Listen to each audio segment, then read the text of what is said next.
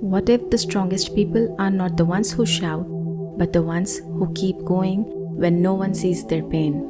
This is the story of a woman named Meera. Meera was a simple woman who lived in a small town. Life was never easy. Every morning, she woke up before sunrise, cooked for her family, sent her daughter to school, and went to work. Her job was hard, her boss was rude, and money was never enough. But Meera had one special power: resilience. She never gave up. When things got tough, she took a deep breath and whispered to herself, "Tomorrow will be better."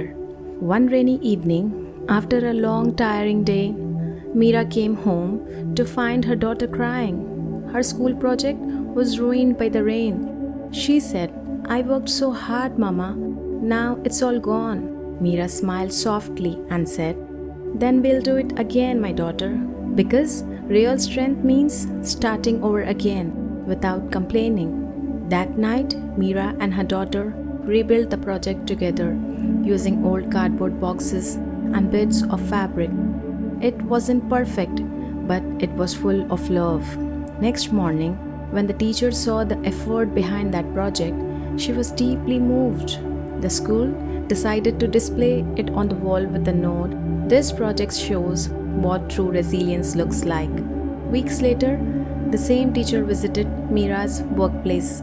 She realized that Meera, the quiet woman working as a cleaner, was the mother behind that inspiring story.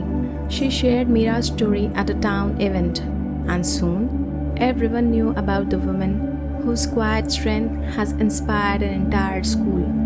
Real strength isn't about shouting or showing power. It's about rising again and again, even when life keeps pushing you down.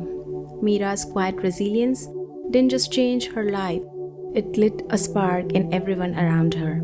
If this story touched your heart and helped you learn something new in English, don't forget to like, share, and subscribe to the English Adventures. Learn English and life lessons through inspiring stories every week. Thanks for watching.